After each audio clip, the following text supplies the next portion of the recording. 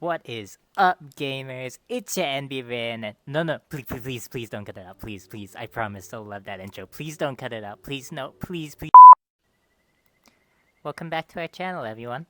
This is Rin, and like I promised last video, I want to talk today about virtual spaces, headspaces, and the parallels between the two. But first, I want to give everyone a tour of our headspace. Yo, what is up, MTV? Welcome to our crib, let me show you around. So, check it. So, our headspace is basically like a big, giant cafe. Except, it's not really giant. We have like almost 30 people now, and we're definitely running out of room.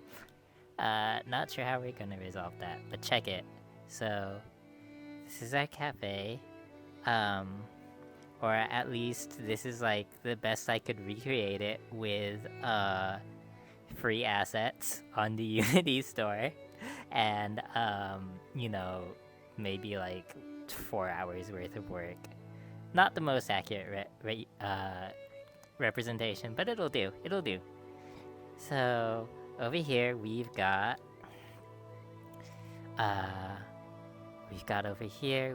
like the bar. This is where Morona usually hangs out. She has like her espresso machines over there. She has like a bunch of stoves and ovens and stuff so she could bake. She's got a microwave that she never uses. She has this big shelf behind the bar that has a bunch of like mugs and teapots, coffee pots, and I couldn't find assets for it, but it also has just like a bunch of like really cute like rustic tin like coffee making doodads. It's cute. And then like next to the bar there's like a big pastry case that people just kind of like take food from, and it's just always stocked no matter what we do. It's cool. And there's like near the bar there's like a big stairs that leads upstairs, and upstairs is, I didn't model anything up there, but upstairs there's like a bunch of doors that all lead to our like private rooms, and all of our private rooms are all like different like spaces that are like they're basically like our bedrooms. In fact, in most cases, most of our like fictives, for example, it's like literally just like a recreation of their bedroom from their source. But what do we got other than that? I don't know. There's like a big like open space full of tables in front of the bar that we all hang out in. It's actually a little bigger than this, but lazy. Didn't want to model an entire building by myself, so I just found free assets. But yeah, it's like Headspace kind of, sort of, almost. So yeah, that was our super ramshackle tour of this map that I put together in 4 hours last afternoon to kind of sort of represent our headspace.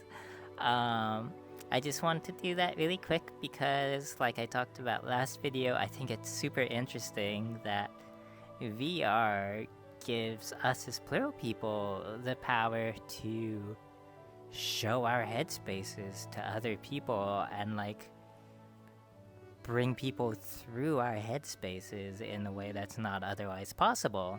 And I just kind of wanted to take a little bit of time this video to put my money where my mouth was. But anyway, what are headspaces?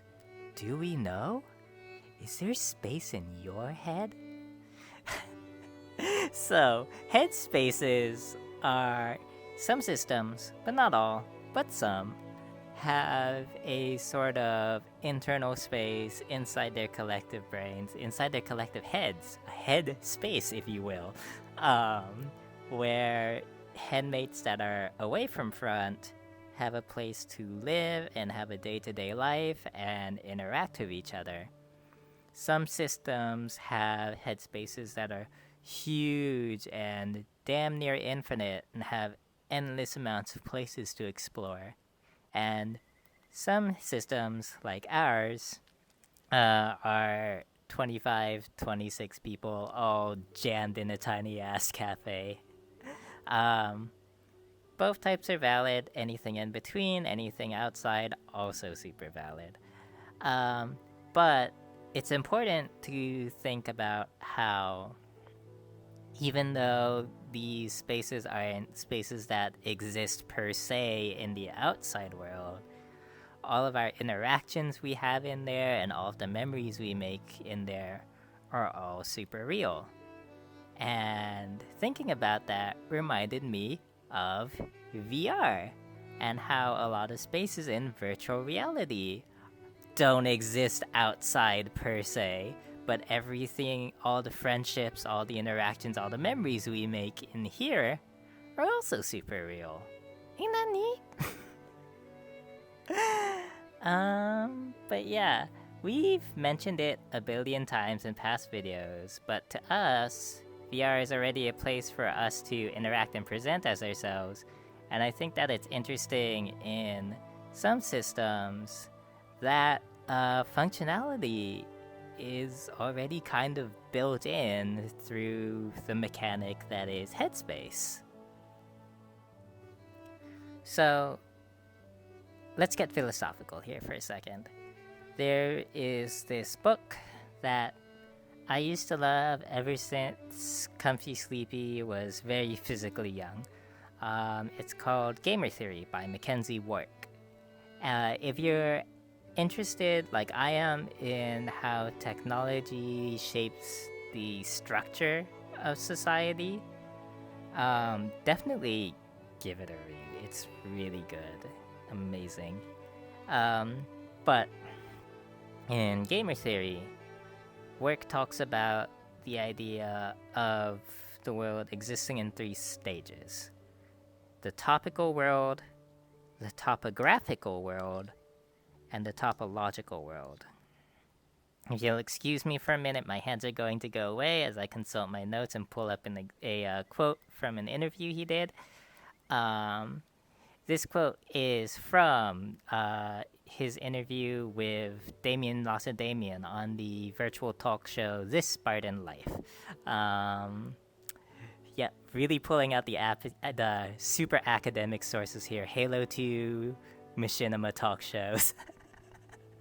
But in this interview that Lacedaemon and Work are having about gamer theory, Work describes the topical world as the idea of an ancient world, where everything is like little spaces that are very, very imperfectly and tenuously connected together. And then the topographical world is like the modern world, where things like railway and telegraph start to thread it together, but it's not really quite together. But then the third stage, the topological, where we're heading, is where every place and everything is connected to everything else, so you can transform any part of the world into any other part of the world. For example, I can design something on my laptop and I can send it off to a factory and they'll just mail it back to me.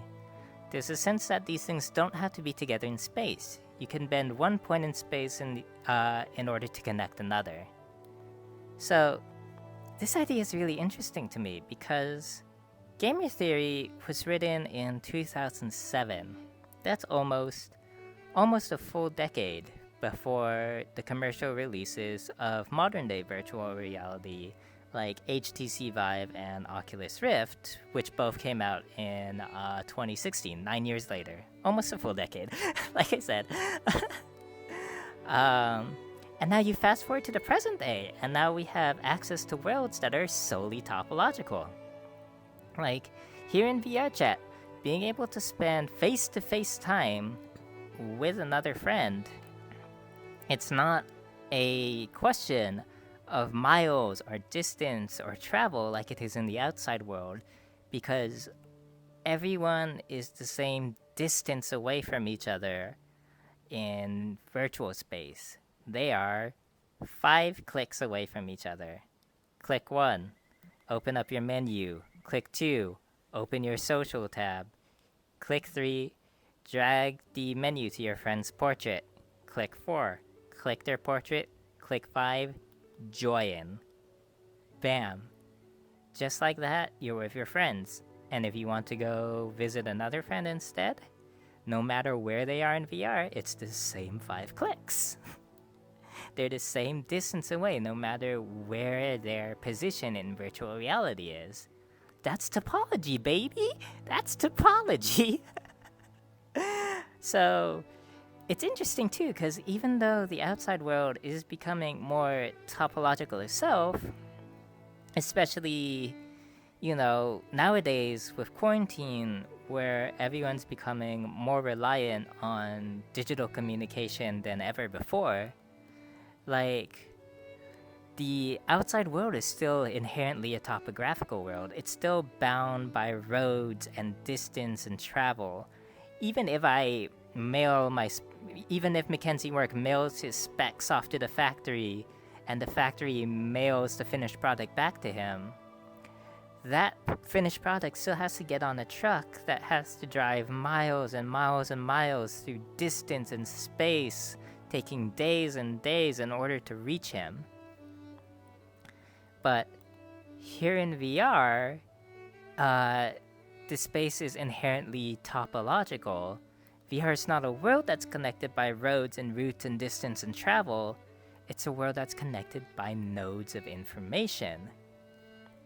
And even if VR games sometimes impose topographical limitations on players, so for example, here in VR chat, I can't necessarily talk to someone on the opposite end of the room from me, because there's a rule in VR chat that as our player models get further and further apart from each other, as that distance, that space grows between the two players, the volume decreases and they're able to hear each other less.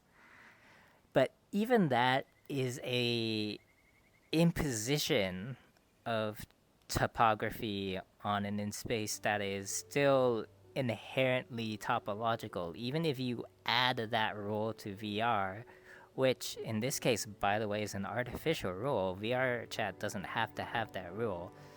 Even if you add topography to an inherently topological game, that game is still connected to other virtual places through networks and nodes of information rather than distance and travel. And so, swinging that back to plurality, here's what's sick about this. Headspace is also an inherently topological world. It's a world that exists within systems' brains, and so it's inherently patterns of neurons firing in specific arrangements. It's also a world that exists within nodes of information. And of course, some systems have headspaces that impose topographical restrictions on them the same way VR chat does. Sometimes you do have to physically get up, walk to another headmate's location in Headspace if you want to talk with them. And some systems have things like communication barriers that break the continuity of their headspace's topology.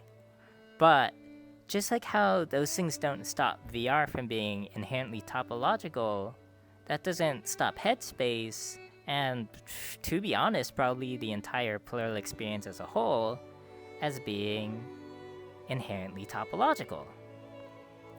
So, that's sick and all, but whoopie-doo! What does it all mean, Basil? You like that sick Austin Powers reference? Oh my god. To be honest, I don't really know. I'm here to have a space to rant about things that I am interested and fixated on, and not to draw meaningful and actionable conclusions. Not what we're here for. But if I had to say something thought-provoking about all of this, I'd suppose I'd posit this.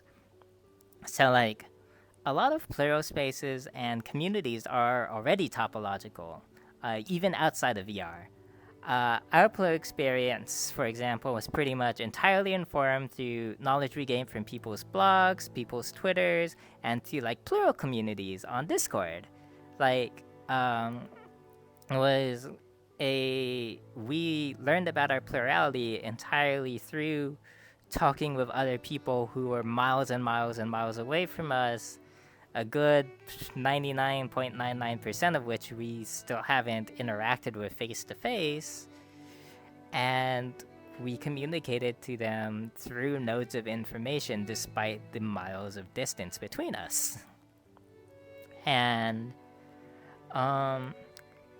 like, because our plural communities and because our plural experience are inherently topological, that essentially makes us natives of topology, right? And I think that's what makes our system in particular so fascinated with VR and technology and all of this stuff, is because, like, all this stuff like creating avatars for our forums to feel more at home, or creating like shitty free asset renditions of our Headspace in order to show it to other people in ways that, by the way, that we couldn't have been able to show you before the advent of, you know, like VR, internet, and just like advancements in topology. And like, all of this stuff's super fascinating to us because as all of these technologies become more advanced, more accessible, and it gets into the hands of more plural people, we're going to see a bunch of really cool shit with it happen in our community. Like, we as plural people have the most unique needs with technology. We have the most unique ideas with technology, and as topological natives, especially us physically younger systems who grew up with the internet and with virtual reality and with video games and with just topology in general, like, us in particular really are the pioneers of this like new frontier we're exploring, and it's going to be us who gets to define what the topological world looks like, if only for ourselves, if nothing else, you know? And that's sick. That's super sick. But, yeah. I think that's the end of my ranting for today. Thank you for listening to me babble. I hope you enjoyed the video. And until next time, comfy day and all that shit. Bye!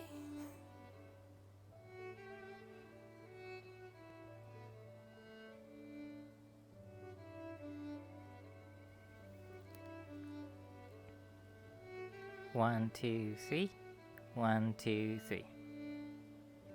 So yeah, that was my super ramshackle tour of this map of our headspace that I put together in 4 hours last afternoon, out of free assets. Ooh! Excuse me, pardon me.